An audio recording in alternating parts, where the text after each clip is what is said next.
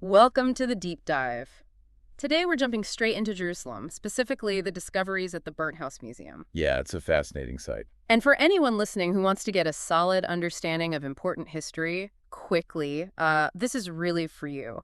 Think of it as your shortcut to this key moment. Definitely. We've looked at, archaeological reports, historical accounts, all centered on this one house, this one museum. Our mission, really, for this deep dive is to pull out the key insights. What was life like for the people in this house? And how does it fit into that bigger picture, the whole Second Temple period in Jerusalem, which was, well, pretty turbulent. We're focusing mainly on the run-up to and including the destruction in 70 CE. That's the core time frame. Right. So where do we start? Maybe 1967? Good point. So 1967, the Jewish quarter comes back under Israeli control after, 19 years under Jordanian administration? 19 years, yeah. And it wasn't like things were just paused. The picture Huh? wasn't pretty. No. What was the condition like? Well, after it fell in 48, it was apparently looted quite badly by neighbors from the Arab quarters. Gutted, really. Wow. Yeah, and some houses were literally used as goat pens, just animal shelters. Goat pens.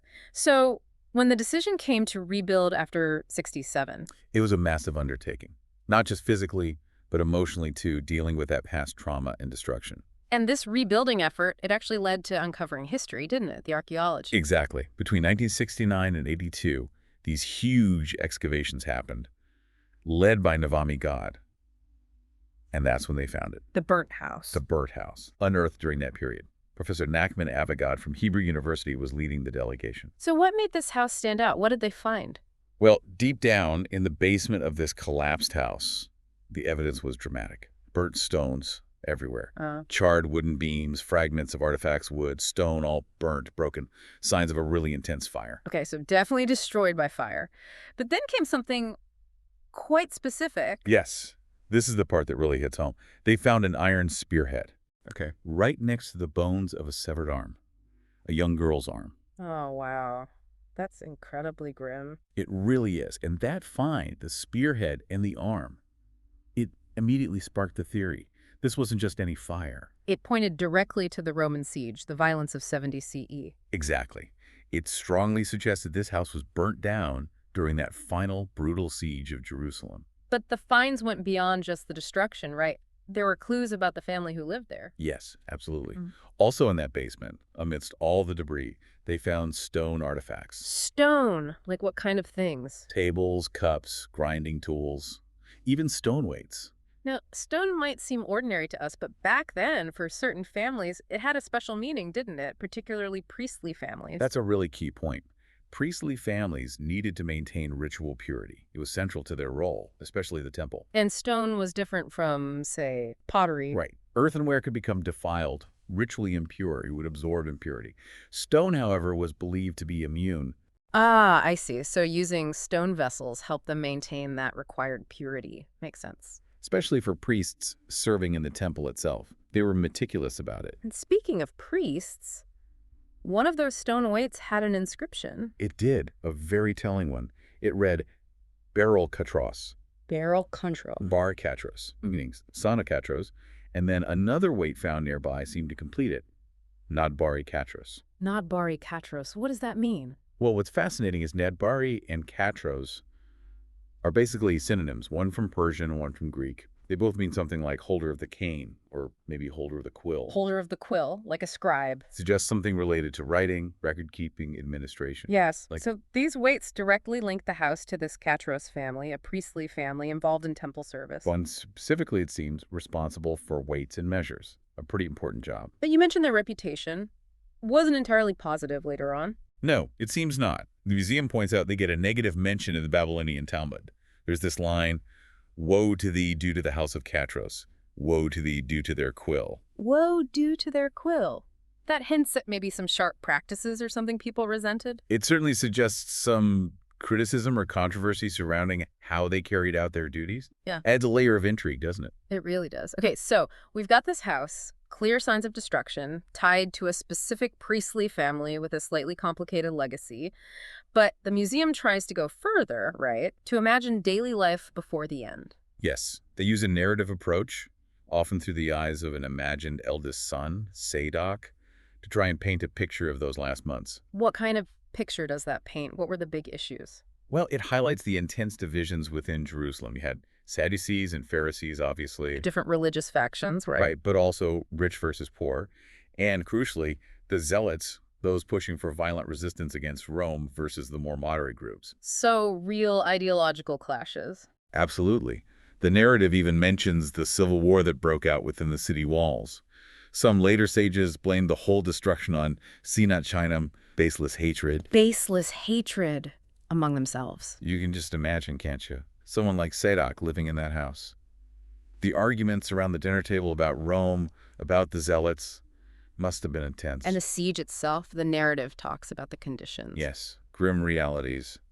Severe food shortages, especially in the lower city. Apparently a stark contrast with the upper city where the burnt house was, which maybe held out longer. But the Zealots are a big part of the story, too. Their Oh, actions. definitely. Their radical stance, gathering weapons, yes, but also burning the city's own food supplies and the royal archive. Burning their own food. Why would they do that? It seems incredibly counterintuitive, but the idea perhaps was to force everyone's hand, to eliminate any option but fighting, maybe hoping for divine intervention, but it created huge tension. I can imagine. Debates in the Catro's household. Yeah. Faith versus pragmatism, starvation versus resistance. Exactly. And the narrative includes escalating violence within the city, too. Someone accused of betrayal being murdered by zealots. Just a complete breakdown of order. Fear must have been pervasive. Utterly. And then the climax. The Romans finally breached the walls. After how long? A 5-month siege in total, apparently. The last 3 months involving intense starvation. Then the Romans break through. And the end. The burning. The narrative describes the temple burning for 2 whole days. Then the upper city, including the area of the burnt house. Total devastation. That image. The streets flooded with blood, the slaughter. It's hard to comprehend the brutality. It is. And the museum narrative ends on that reflective note. Did the internal hatred contribute? But also with a glimmer of hope for future return. A powerful ending. Now let's zoom out slightly. This house was in the Herodian Quarter. What does that location tell us? Right, so this was a newer, quite wealthy area built up at the Herod the Great's time. Wealthy how? Big houses. Some were huge. Mansions, really. Yeah. 400-500 square meters. One was apparently 3,000 square meters. Wow. And the burnt house itself. Smaller than the biggest ones, but still substantial. Definitely upper class for the time. And inside these houses, any other clues about the inhabitants? Yes. Very significant clues in the basements. Ritual baths. Mikvaot. Plural? More than one? In some houses, yes. 4 or 5 even. That strongly suggests the residents were very observant of purity laws. Which points back to priestly families again. Very likely, yes. Or at least highly observant wealthy Jews. And adding to that, they found a menorah scratched onto a wall in one house. A menorah.